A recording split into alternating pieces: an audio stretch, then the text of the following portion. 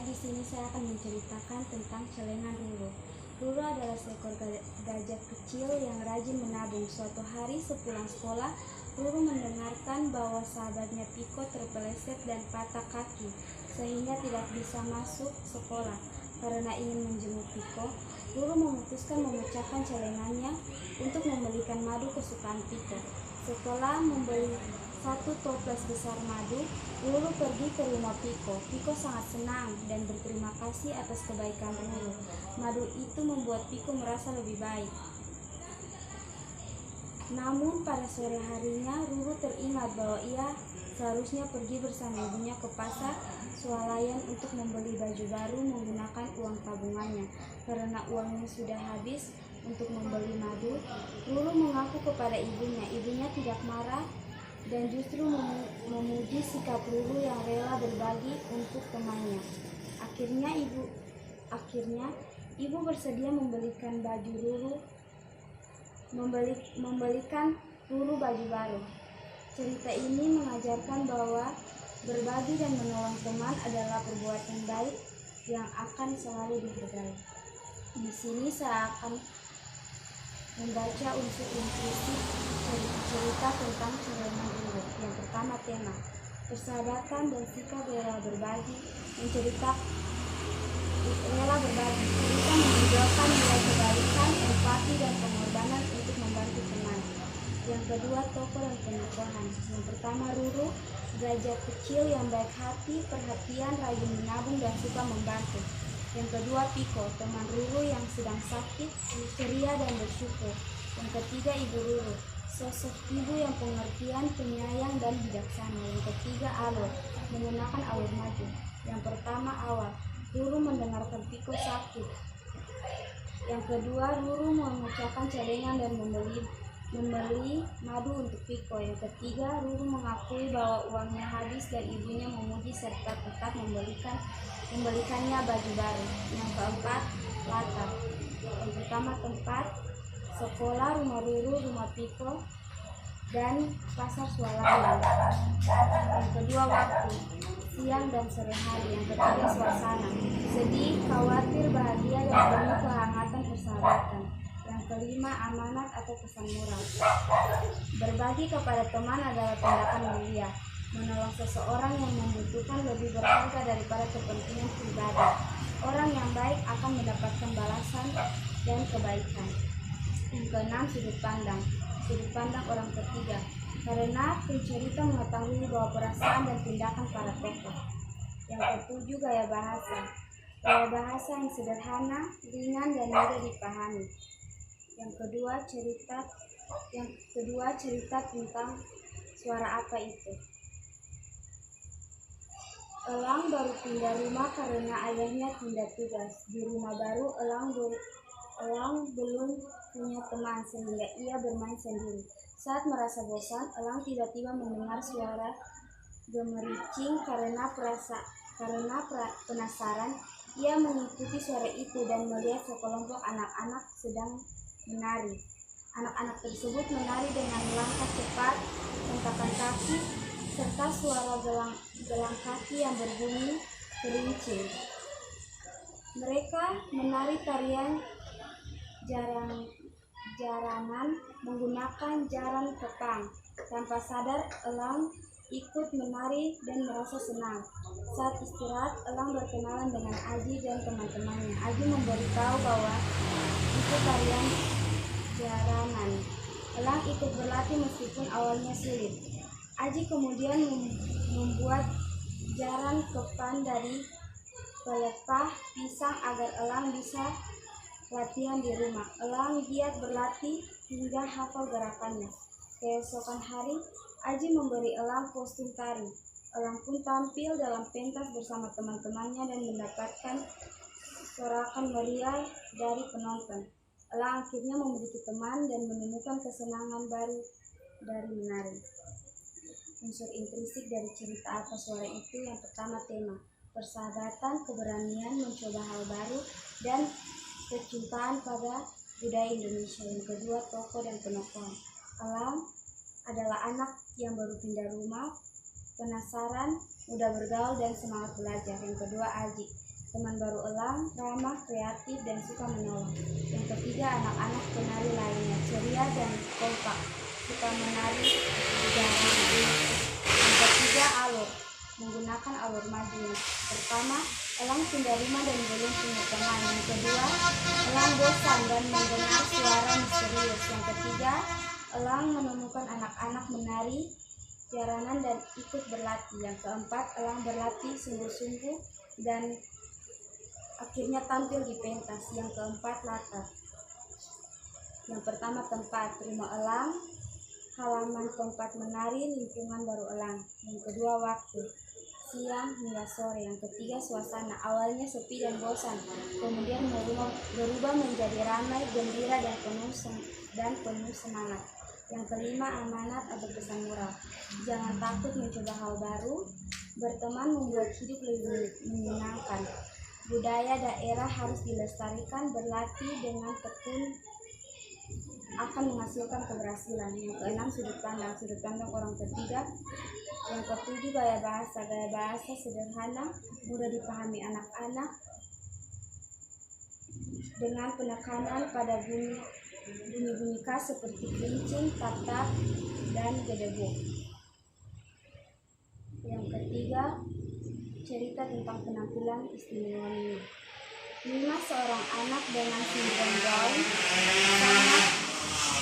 sangat senang bersekolah. Ia selalu menyapa teman-temannya dengan ramah. Ketika melihat temannya Teres sedih karena kehilangan kucingnya, Mima menghibur dengan memberikan gambaran kucing. Mima memang pintar menggambar dan menghibur teman-temannya. Suatu hari ibu Mima mengumumkan bahwa mereka akan mengunjungi panti asuhan dalam rangka Hari Anak Nasional.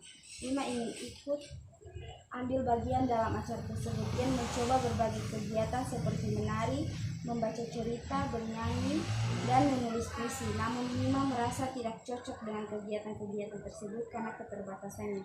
Akhirnya Mima menemukan cara untuk berkontribusi. Ia menunjukkan gambar-gambar yang unik dibuatnya kepada anak-anak panti asuhan. Gambar-gambar tersebut bisa bercerita dan sangat menghibur anak-anak panti. Teman-teman Mima dan Bu Nina memuji ide Mima dan acara berjalan lancar. Mima merasa senang karena bisa memberikan penampilan istimewa dan menghibur anak-anak di panti asuhan. Di sini unsur intrinsik dari cerita penampilan istimewa Mima. Yang pertama, tema, yaitu semangat untuk berkontribusi meskipun memiliki keterbatasan. Yang kedua, tokoh dan penokohan. Yang pertama, Mima anak dengan sindrom Down, ramah, baik hati, kreatif, dan gigih. Yang kedua, Rere, teman Mima yang sedih karena kehilangan kucing. Yang keempat, Tata, teman Mima yang sakit. Yang kelima, Bobby, teman Mima yang membantu dalam kelompok membaca cerita. Yang keenam ada Lucky, teman Mima yang membantu dalam kelompok puisi. Selanjutnya ada Bu Nina, guru yang perhatian dan mendukung latar dan mendukung. Selanjutnya ada latar, yaitu ada tempat, sekolah, dan panti asuhan. Suasana penuh persahabatan, dukungan, dan kebahagiaan. Alur maju. Selanjutnya ada sudut pandang orang ketiga. Yang terakhir, amanat, terimalah perbedaan dan berikan dukungan kepada kepada semua orang, termasuk mereka memiliki keterbatasan. Setiap orang memiliki potensi dan cara unik untuk berkontribusi. Jangan menyerah dalam mencari apa untuk mengembangkan diri dan memberikan yang terbaik. Selanjutnya, cerita tentang Alia dan kacamata Kalifi. Alia sangat senang membaca bersama Kalifi karena Kalifi pandai membaca buku cerita. Namun suatu hari Kalifi mengeluh karena pandangan menjadi kabur dan semua terlihat buram. Setelah diperiksa dokter, ternyata Kalifi mengalami gangguan penglihatan dan harus memakai kacamata khusus.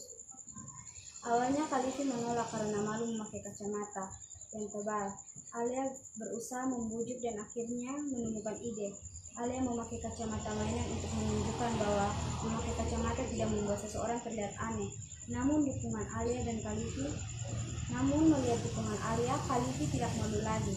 Lama-kelamaan Kalifi terbiasa memakai kacamata dan kembali senang membaca buku untuk Alia di perpustakaan. Unsur intrinsik cerita yang pertama, tema persahabatan dan penerimaan diri, khususnya tentang keberanian memakai kacamata dan tidak malu dengan kondisi sendiri. Yang kedua, tokoh dan penokohan. Alia baik hati, peduli, kreatif, dan mendukung kakaknya. Yang kedua, Kalifi penyayang, suka membaca tetapi sempat merasa malu memakai kacamata. Yang ketiga, dokter membantu memeriksa dan memberi solusi. Yang keempat, ada mama mendampingi dan memberikan dukungan. Yang ketiga, alur maju. Yang pertama, Alia suka membaca bersama Kalifi. Yang kedua, mata Kalifi bermasalah, ia harus memakai kacamata tetapi malu. Yang ketiga, Alia membantu meyakini Kalifi akhirnya percaya diri memakai kacamata dan kembali membaca. Yang keempat, latar. Yang pertama, latar tempat, rumah, klinik, dan perpustakaan. Yang kedua, waktu, siang hari. Yang ketiga, latar suasana hangat, penuh perhatian, sedikit cemas namun berakhir bahagia. Yang kelima, sudut pandang orang ketiga. Yang keenam, amanat, jangan malu memakai kacamata atau alat bantu kesehatan lainnya. Terima diri apa adanya. Persahabatan dan dukungan membuat seseorang lebih percaya diri. Dan yang terakhir, cerita tentang kawanku anak Baduy.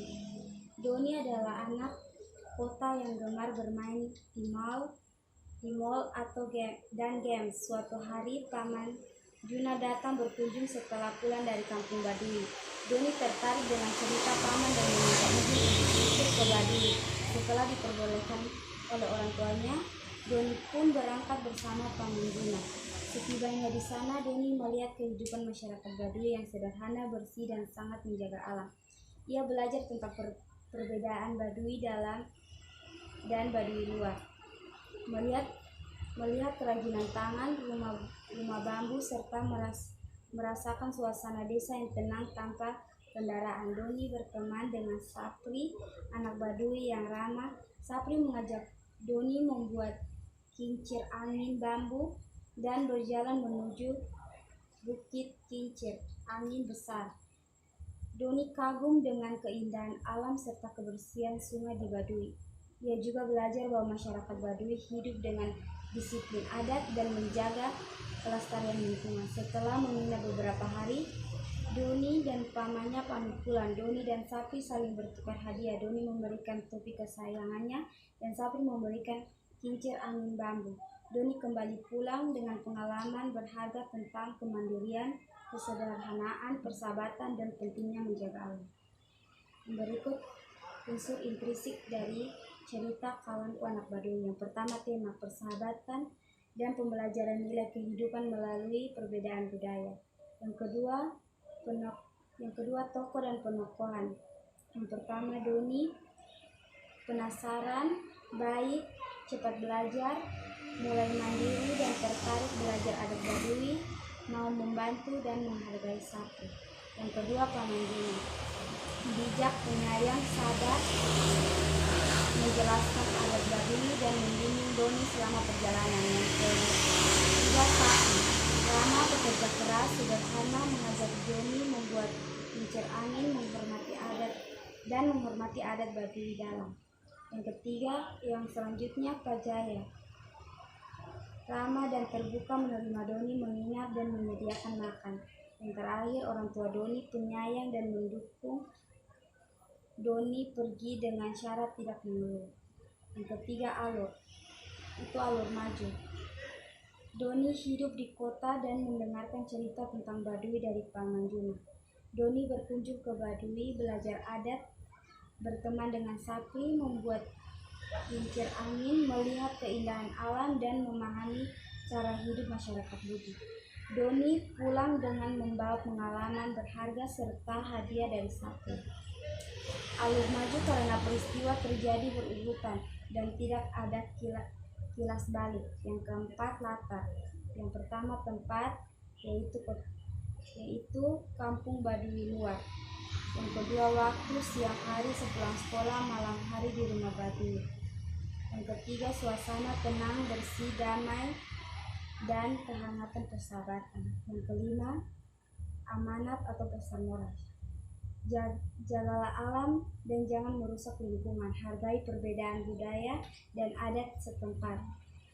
Jangan membuang sampah sembarangan agar terhindar dari banjir. Selanjutnya sudut pandang orang ketiga. Yang terakhir, gaya bahasa. Gaya bahasa sederhana dan mudah dipahami oleh pembaca.